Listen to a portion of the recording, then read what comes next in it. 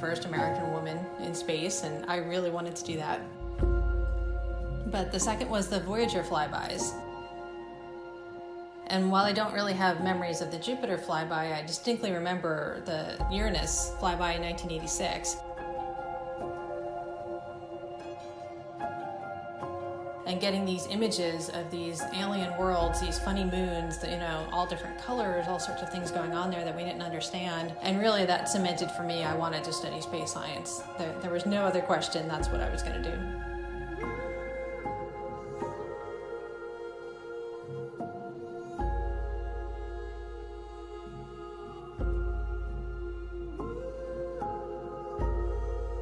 So as a planetary scientist, I study the planets in our solar system, primarily the outer planets, and I'm interested in their atmospheres and how they work and what they can teach us as a laboratory for atmospheres all over the place, including the Earth.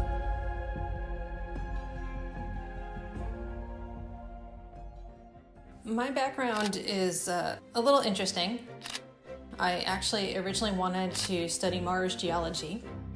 But when I started my graduate school career, I had an opportunity to work on Jupiter data, particularly with Hubble, calibrating some of the early images before Hubble had its corrective optics, right before the Shoemaker-Levy 9 comet impacts into Jupiter.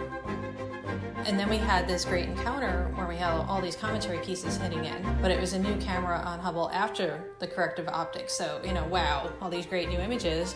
And I kind of got sold into this is really what I want to do, study the atmospheres of planets. Hubble Space Telescope's been looking at Jupiter for the past 25 years, and this particular image taken just a few days ago, we can see the dynamic cloud bands, all the swirling clouds and colors on Jupiter, of course, and the Great Red Spot. But we also see wave features and smaller storms in the atmosphere, so we're learning a lot about Jupiter's weather, basically, by doing these Hubble observations.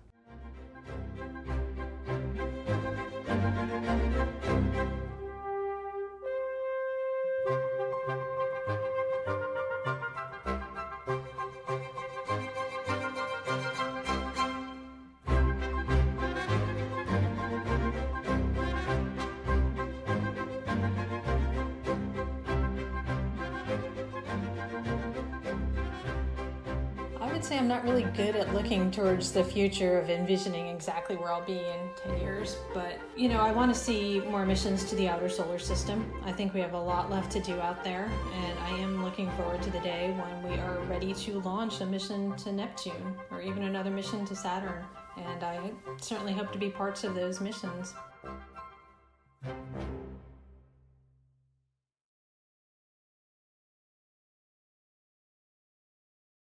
Out and look up, he'd catch these fuzzy images, and so he decided to categorize them and make a list so that he would never be distracted by them ever again.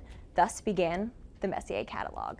Hubble just today released its own album full of Messier objects taken by the Space Telescope, and we're going to talk about them here today with you. Make sure to send in your questions and we'll answer them at the end of the show. But I'm going to introduce you to some very special guests. So today we're joined by Michelle Fowler and Kevin Hartnett. Thank you both for being here today. Hey, yes, great to be here. All right, we're going to jump right on into it. Who is Charles Messier and why is his catalog so cool? Well, Aaron, you just said Charles Messier was an astronomer who was active in the late 1700s, and he was really interested in finding comets. He actually found many of them over the course of his career, but there were some fuzzy little blobs in the sky that looked like comets, but he could tell that they really weren't comets because they didn't move with respect to the stars. Right. Comets appear and disappear, and they actually move with respect to the background stars, but these little fuzzy blobs stayed right where they were. So he made a catalog of basically things to avoid that weren't comets. And the thing that is a wonderful irony is what he actually had discovered were some of the most dramatic and beautiful objects in the entire universe. Right. He discovered things like dead stars, or stars being born, or what we now know are very distant galaxies. So in fact, Messier found some of the most fascinating things in the sky. Yep. What's very interesting is the first object that we'll talk about, the Crab Nebula. He was looking actually for the return of Halley's Comet himself, which was predicted to show up in the constellation of Taurus in that period. And so he was scanning to find Halley's Comet and came across this object we're going to talk about. So the catalog is just numbered basically in the order that Messier discovered these things. And so we're going to start with M1. And just like Kevin said, M1 is something called the Crab Nebula. So we actually have a depiction here of where the Crab Nebula is in the sky and a little bit about what it looks like. So you can see it's actually here in the constellation Taurus. It's going to be honing in on that. And as this begins to pan in, look, there's a fuzzy little thing there. And that's what he saw, and that's what he thought might be a comet. But as we pan into it even more, you see that there's wonderful dramatic structure. And what this turns out to be is an exploded star. It's what we call a supernova remnant. So there was a star long ago that exploded, and it actually spread its material over hundreds and hundreds of light years. And in the middle, there's the dead core of a star called a neutron star. Neutron stars are amazing. They have the density of Mount Everest pushed into every teaspoonful of material. And they actually rotate hundreds of times a second. And I remember that you actually knew what year the star exploded. Yes, so historians have figured out that this is associated with the Chinese sighting of a guest star, they called it, that was visible, so bright it could be seen during the daytime, and that was 1054. So we're very sure when this star actually exploded. Now, Kevin is an amazing amateur astronomer. He actually takes pictures of these objects with his own telescope. So should we go to some of the images that you've taken yourself? Sure, why not? In this case, I don't have one of M1. We'll see others, but I wanted to show you both this chart and where M1 can be found. Do you see the constellation of Taurus here? This little cluster of stars called the Hyades is V-shaped, and it marks the horns of the bull of Taurus. He's up and to the right of Orion, very easily spotted in the winter sky. And you take the lower horn and look at it with a telescope, and you're sure to find M1 if you just sweep around the field of view with that star in it, because it's very close to that star named Zeta Tauri. So I want you to know that in the Hubble catalog that's been released, we have a star chart like this for every Messier that's in the catalog. So even if you don't know anything about the Messier objects, you'll know basically where to find them in the sky, what season to look for them in, what constellation they're in, and we also tell you in the album what telescope is a good one to look for this object with, and what time of the month or what month of the year you should be looking for it. So keeping with the theme of dead stars, there's another one of my Messier objects that's one of my favorites. It's called the Ring Nebula. And so we talked about M1 being the first one. This is all the way at M57. Now, the Ring Nebula is in the constellation Lyra. And this is actually a different sort of dead star. The first one we saw exploded violently in a supernova. This star is basically gently unraveling itself into space. It was a star that was more about the mass of the sun. It's dying and actually losing shells of gas around it. And in the middle, there's the remnant of this tiny little star, which is now cooling off and basically dying. So the Ring Nebula is a beautiful, beautiful object, and you can see some of the complexity that the Hubble Space Telescope discovered when it actually took many different visuals of this Ring Nebula. So the thing that I really love about the Ring Nebula is it's not very easy to see in a telescope. You have to use a special technique to see it. So tell us a bit about your observations of the Ring Nebula and how you see an object like this. Okay, sure, I'd be happy to. It's one of my favorites. It's a great summer favorite for amateur astronomers. It's high in the sky, and it's fairly easy to locate in the constellation of Lyra. But as Michelle said, it's small and a little bit hard to find. And when you put in an eyepiece that has more magnification, it dims, and it gets a little tricky to see, especially the hole that's in the center. What you have to do, and this is a trick that we amateurs use, is look to the side of the object, because the edge of your eye is more sensitive to light than the center is, oddly enough. You have rods and cones in your eye, and the rods are along the edge. So at night, your peripheral vision is better than your center vision, and you can see things that move. So as a trick, we get the object in the telescope and then look to the side of the object and wiggle the telescope a little bit, and you can actually see it better when you do that. Especially the hole in the middle. It looks like a big smoke ring in the sky when you use those tricks.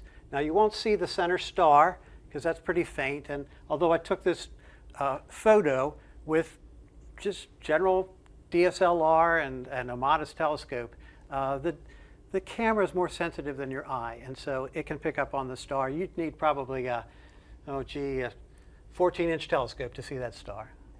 So we're going from the theme of dead stars to something now very different, and that's the birth of stars. Messier actually discovered things that represent all the different phases of the life cycles of stars. So we're going to start talking about young stars. Yeah, and while we walk over to talk about the young stars over here, I wanted to remind everybody to continue to send in your questions. We're getting some really great ones. We're still here at Goddard Space Flight Center talking about Hubble's Messier catalog, and now we're going to be talking about dead stars. So take it away. I'll get out of your way. Well, that's right. These are stars that are being born. The next object we're going to talk about is one of my favorites in the sky. It's like an old friend returning every time the fall sky rolls around, and that's M42. This is the Orion Nebula.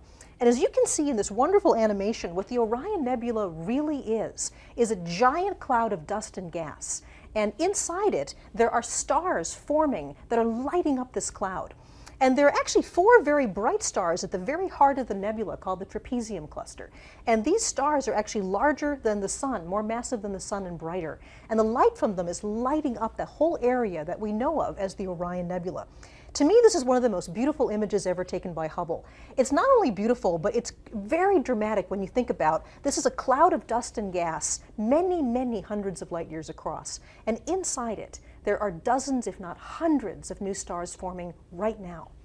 So this is a beautiful object, and I have to say that the image you took of this is spectacular. I mean, you are an amazing astrophotographer. Let's take a look at what you got with this one.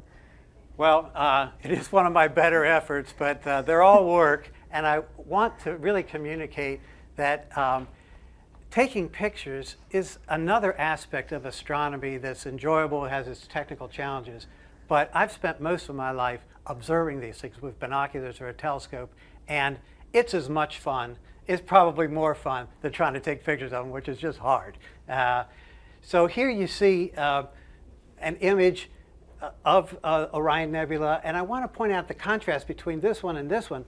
It took Hubble about 500 different pointings, mosaics, stitched together to form this image. Because Hubble zooms in, it has such high magnification, it zooms into a smaller part of the object. This could all fit in the field of view of my telescope. When you're looking at this object just with a telescope and not worried about taking pictures, you want to look for it beneath the 3 stars that form Orion's belt, the sheath for his sword, if you will. Right in that area, from a dark spot, you can see a faint cloud. And put a telescope on it, and you can see there, right there is an image of where M42 is. Again, this is on our website, so you can find these for all the Messier objects there. But you put a telescope on it, and you can see this trapezium, 4 little stars in a trapezoid shape, and enjoy the dark and light bands of this nebula. It's truly spectacular.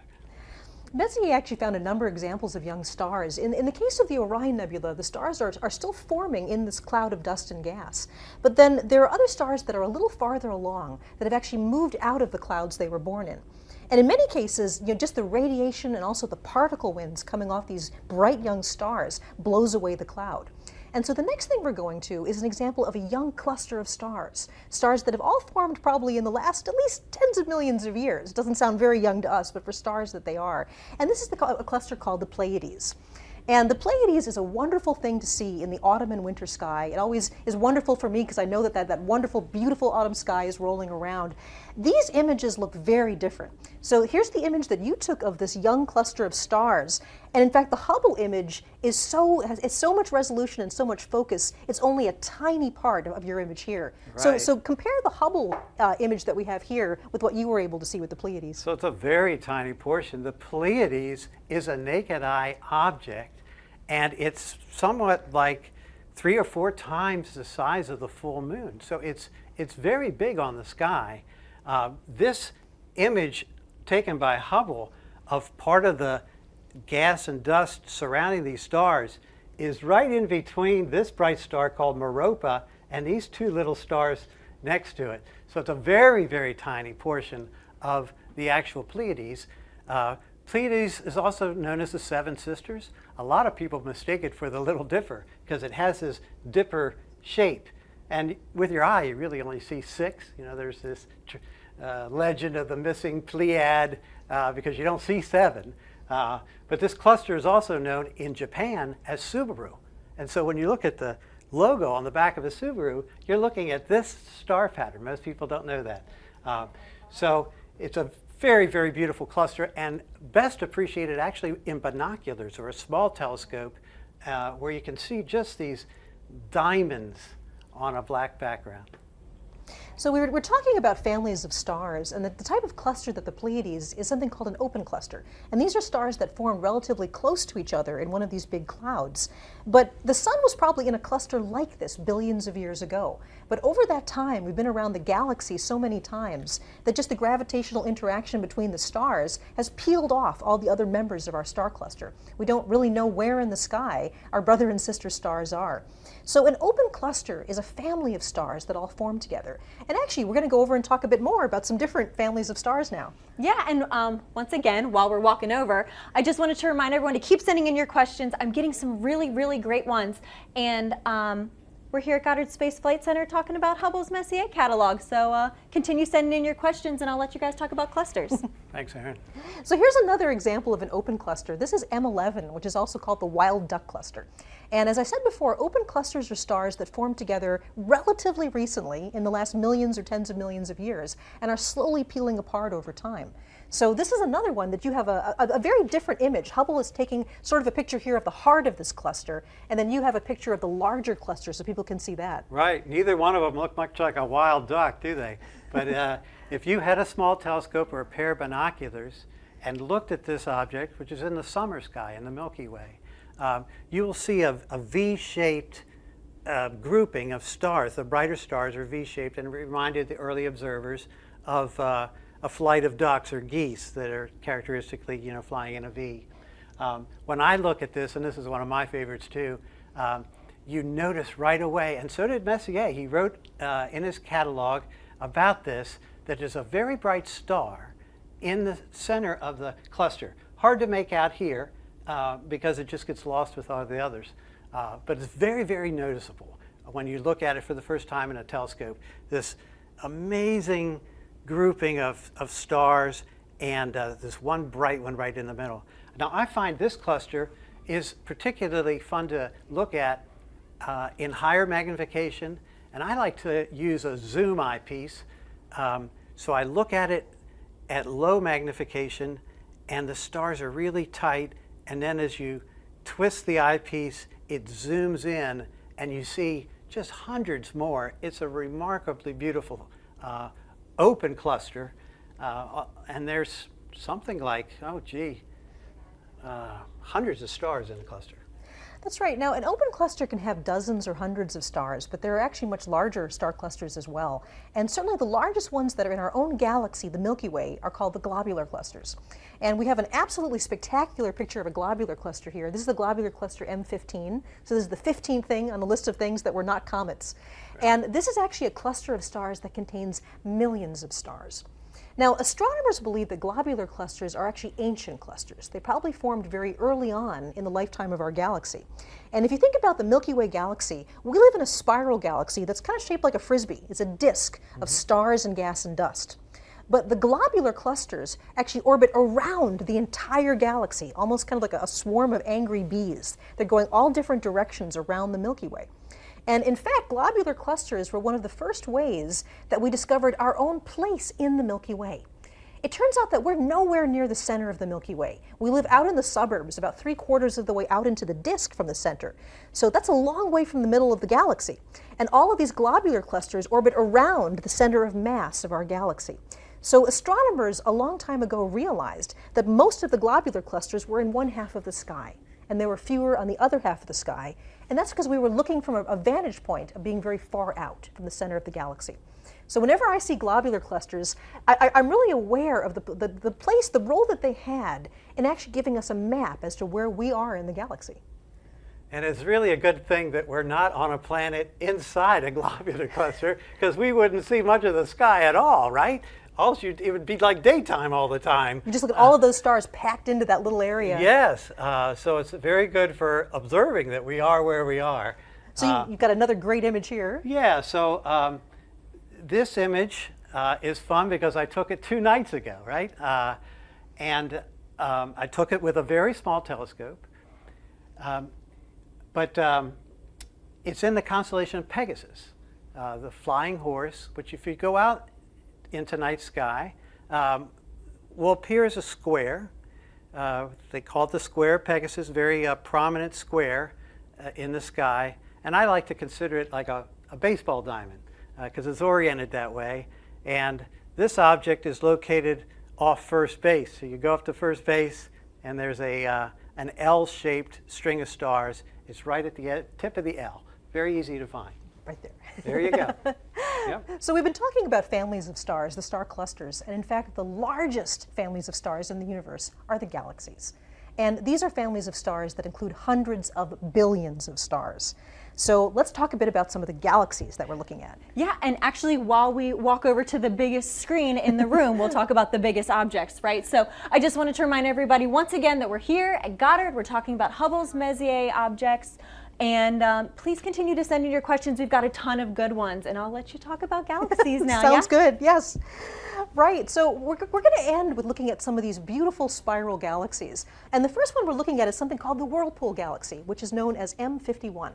And the Whirlpool Galaxy is a spiral galaxy about half the size of our own Milky Way, and it's actually at a distance of about 23 million light years away. So you can see here in this beautiful Hubble image the detail on the spiral arms of this galaxy. The dark areas are actually lanes of gas and dust where new stars are forming inside that right now. And in fact, whenever you see red areas along the spiral arm, that's active star formation. That's where young stars are still embedded in the dust, and they're actually lighting up the dust and making it glow red. It is an absolutely beautiful spiral. So the thing that's amazing about this is it actually looks quite different through a telescope. And some people might be disappointed, but I still think it's a wonderful thing to look at. So tell us a bit about what it's like to observe a beautiful galaxy like this. Okay. I'll tell you, it's fun to glimpse these things, even if you're not seeing them particularly clearly in the night sky. There's a connection you feel with the universe by looking at the light of these things with your own eye. So just like Messier would have seen this, it was a smudge. But now you know what it really is. And that's electrifying. If you're at night searching for these things with your telescope and finding it and realizing what you're seeing, there's nothing really quite like it. So Messier would not have seen the spiral arms because you need a large telescope to do that. And his telescopes were not very good. They weren't even made of glass. The ones that we use now with mirrors, the mirrors were made out of metal back then. And we've looked at these globular clusters. In M15, Messier noted he didn't see one star in that globular cluster that we now know has millions of stars. So his view was very, very different. But this is an image I took. It took about 4 hours to lay up that image. In a second, I'll show you what one little frame looked like. But this object was not seen by Messier at the time. It's a neighboring galaxy. He only saw the very core of this, and it looked like a little blob. So the thing is that even if if your telescope image doesn't look like this, it's still wonderful to think that the light you're looking at, even when you see a little smudge on the sky, in this case is 23 million years old. 23 million light years away means the light took that long to get to us. So when you see this beautiful galaxy as just a smudge in the sky, that light left long before there were humans on the Earth. So you mentioned you're going to show us. So this is what you might see through even a large telescope. Yeah, well, this is taken through an 8-inch diameter telescope, and it took, I'm trying to remember now, about 3 minutes or 4 minutes to lay up this particular image. And you see you get all the light pollution, right? The sky glow in the background too. And the trick that amateurs use is to stack all these up, line them all up. And so I took, 4 hours of 3-minute exposures, and you can get software free off the web now to align them all and stack them up, and then you learn some about processing. Honestly, although I don't want you to think that you're going to see these marvelous images, the pictures like from Hubble or even my telescope, by looking through the eyepiece. It is encouraging, or it should be encouraging to you, that I've only been at astrophotography for maybe 4 years with a digital camera, and so you can learn very quickly. There's a lot of resources on the web, but start with the Hubble site. You can find out where the Messiers are in the sky, and what instrument to use to look at them. And once you get more familiar with the sky, like I've done over many years, then dabble in astrophotography. So we're going to wrap up our catalog of the Messier objects with one of the most beautiful things in the sky called the Andromeda Galaxy, and this is M31. And I have to say, Kevin, this is your image. This is absolutely spectacular. The Andromeda Galaxy is a galaxy very much like the Milky Way. It's at a distance of a little bit more than 2 million light years away. And the thing that's amazing about the Andromeda Galaxy is that edge to edge, this is as large on the sky as 3 full moons. Think about lining 3 full moons up across that galaxy. So at night when this thing is up, there's this giant galaxy actually covering a fairly large part of our sky. But the reason you don't see it is it's very faint. And in fact, Messier could only see the very, very central part of the galaxy. But there's other objects in here as well that Messier saw in this gorgeous image you took. So tell us about that. Well, would that we all had eyes to see this thing in the sky, hanging there in the autumn sky, as big as 6 full moons across, right? It's just an amazingly big object, but it's faint because it's a long way away. So when you look at this in a telescope or with binoculars, in fact, you can see this object with the naked eye from a dark place. You're really only seeing the very bright core. But that's what you'll see in a scope or binoculars. Very fun to see. I remember dragging my whole family out when I was maybe 15, and it was in the winter. And I said, now that I found it, you have to see it. So it was like 20 degrees outside. Drag all my sisters out to see this thing because it's a classic. It's very spectacular. This object, Messier also found, probably within the same night that he looked at M31. This is called M32. Again, very easy to see because it's so close to M31. And it looks like a slightly out of focus star. A little harder to see is this one down here, a companion galaxy, now known as M110. And you have to use that little trick I mentioned earlier, looking to the side of M110 to see it more clearly. I like to take people out and show them Andromeda through the telescope, because it's very easy to see this, a little harder to see this, and they have to really work to see M110. So it's a great learning experience. So going to the Hubble image of Andromeda, this is something that's kind of mind-blowing. Hubble is so powerful, it can actually see the individual stars in this galaxy 2 million light years away. Now, this galaxy contains hundreds of billions of stars. And when you look at this image, there's kind of a graininess to the image, and that's real. These are all individual stars that Hubble can pick out. Now, the amazing thing is it took Hubble over 400 different pointings to stitch together this giant mosaic of Andromeda. And in fact, Hubble only had the time to image about 1/3 of the galaxy. So think about that. More than 400 Hubble images all put together in a mosaic to cover just about 1/3 of the Andromeda galaxy. So it's an amazing thing to see and an incredible Messier object. So hopefully in talking about these wonderful objects you can see in the sky, things like dead stars, stars being born, galaxies, star clusters, you might want to go out and actually look at them yourself. And this is where Kevin is the expert. He's going to talk to you a bit about what you can do to actually go out and make your own Messier catalog. So you've brought some telescopes here. Let's go over here and take a look at this. So I should probably start here. Because from a dark sky, you can see most of the Messier objects with a good pair of binoculars. From the Washington, D.C. area, maybe a quarter of them. But if you're out in a dark spot, you can see many of these. So get yourself a star chart like this and find them, or use the star charts that are on the Hubble site, and you'll know where to look. It's good to use a set of binoculars at night that's one like this. This is a 10 by 50. 10 is the magnification, 50 is the size in millimeters of the glass up front. Most of us have 7 by 35s at home, and they're great for terrestrial viewing, looking at things in the yard or whatever. But you want a little more power, and you want to gather more light because the stars are faint. So you want this lens to be as big as you can hold steady. That's the other caveat, right? So if you get too heavy a binocular, you can't hold it steady and you won't get a very good view.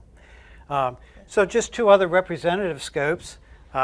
You might be fascinated to know that the beautiful picture of Andromeda that I took and the one of the Pleiades was taken with a scope almost exactly this size. It wasn't this particular one, but I had it mounted on the back of a larger scope and a more expensive mount that was tracking the stars because, again, had to lay up these time exposures. But you can enjoy the Pleiades and the Orion Nebula and M31 all as beautiful objects in a scope this size. Our website says for each individual object, it's best seen or can be seen with a large, medium, or small telescope. This is what we mean by small, up to 3 or 4 inches. Medium would be more in the class of a 6 to, say, 10-inch diameter telescope. The size of the lens, again, is the size of the, it's what's collecting the light. So think of it as your eyeball. Imagine your eyeball being 8 inches wide. You collect a lot more light. And then larger scopes, which you didn't have room on set to bring in here, can be 10, 12, 16. Some amateurs have 20-inch telescopes, great big things. But they get obviously difficult to move around. Each has their own price range and pros and cons. Read up on a website that describes telescopes before buying one. And really, I recommend learning your constellations, finding the Messier objects with a binocular, and then stepping up as your interest continues. Here's a zoom eyepiece that I was mentioning before. So you just twist it and it magnifies, so you don't have to keep reaching for different eyepieces. If you do want to do that, there's many different types, and it just makes it easier. I find it easier to just zoom in. Interestingly, Charles Messier, he looked through about every telescope he could get his hands on, and they weren't very good. And they didn't have eyepieces. The eyepieces they had weren't replaceable, I should say. They were a fixed magnification. So interesting difference. Before we go on to some questions from the audience, actually the question I have for you is how many Messier objects have you personally seen? Oh boy. Yeah, so I've seen just about all of them. We didn't talk about it tonight, but there's a large group of galaxies in the constellation Como Berenices, off the tail of Leo and next to Virgo, where there are just literally scores of galaxies. Some of them are Messier objects, many of them are not. They didn't make his list. So I've looked at that cluster, and when you look through the field of view, you might see 2 or 3 Messier objects, but 2 or 3 that are almost as bright that he missed somehow. And so I've seen them all. I haven't cataloged them all, but I'm starting to do that afresh now. It's kind of a bucket list thing for me. If you write down the day and time and scope that you use and some details about the sky, and send that log to the Astronomical League, you can get a certificate, which is really cool. Say you've seen all the Messier objects. So I'm now logging them all. I've probably seen them all, but I didn't log them all. Well, excellent. So, I think before we go, we have some time for questions. Yeah, we do, and it seems like we have a couple Messier collection hopefuls in here. We have one question asking, what is the best kind of telescope for a beginner? While we're over here, we might as well start with the telescope questions, yeah? Yeah, so the best answer I've heard to that question is one that you will use, okay? So it can't be too heavy, it can't be too complicated, it can't be too expensive, right, if you're just a beginner, because you want to get your feet wet, right, and realize, hey, I really can find things and enjoy them, and then move up from there. So I find ones that have this style of mount helpful.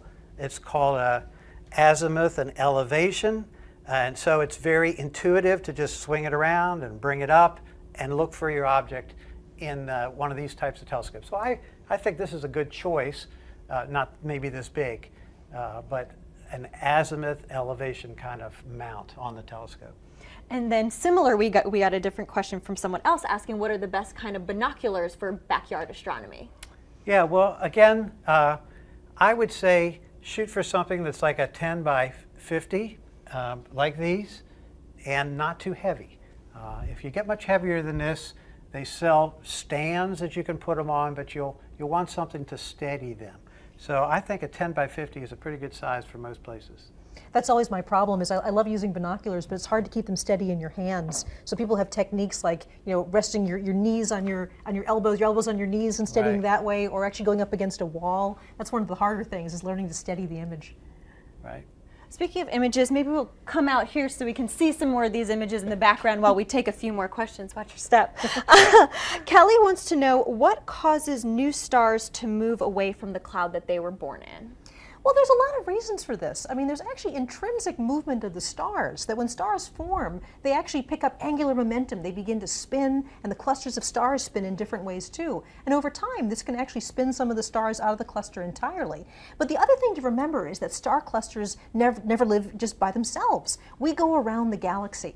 Right now, we're actually flying around the center of the Milky Way galaxy at about 500,000 miles an hour.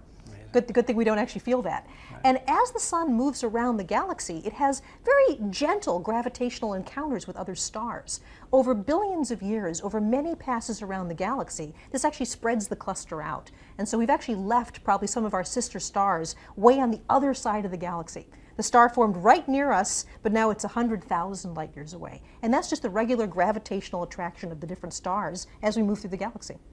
Great. It seems like these clusters kind of resonated with people. Someone else wanted to know, how far away are stars in a cluster? Oh, now that's a very interesting question. I don't have an exact number for some of the clusters that we've been showing you, but as Kevin mentioned, if you were in a globular cluster, if you were actually in a planet around a star, or in the heart of a globular cluster, the night sky would be brilliantly bright. So the closest star to us is about 4 light years away. And in the heart of a globular cluster, it'd be a lot closer than that. I don't have an exact number, but I do know the night sky would look a lot different. 4 light years is actually a long way, yeah. Right? And so if I've read that if you considered the volume of a sphere that's 4 light years in radius, in some of these globular clusters, there can be as many as 10,000 stars within that sphere. And so imagine being on a planet around one of those. It would be just dazzling. Yeah. And then another question, this one looks like it's specifically for Kevin. How do you deal with light pollution? Yes, well, I cry a lot, I guess, is the answer. If you have a portable telescope, right, which some of mine are, you get to a dark spot, and that way you can just enjoy the night sky and find things easier. Taking pictures, see, is one of the strategies that I have to fight light pollution, because you can play tricks with a digital camera. Digital camera is very, very sensitive, if you've seen in these images. And so you could play these tricks about stacking up photos and processing them and get these amazing results. I live north of Washington, D.C., where it's very, very bright. And yet you can play these tricks with a digital camera. Some of the same tricks Hubble plays, actually. Taking an image and then basically covering the shutter and putting a black cover on the telescope and taking another image. You say, why would you do that? You record the noise in the camera, and then there's software that you can use to subtract off the noise. And so this is a way to fight light pollution. You subtract it off with a digital camera. Can't do that with your eye, but Hubble plays that same trick, not to fight light pollution so much, but just to get that noise that's inherent in the camera because of its thermal qualities, and subtract that out.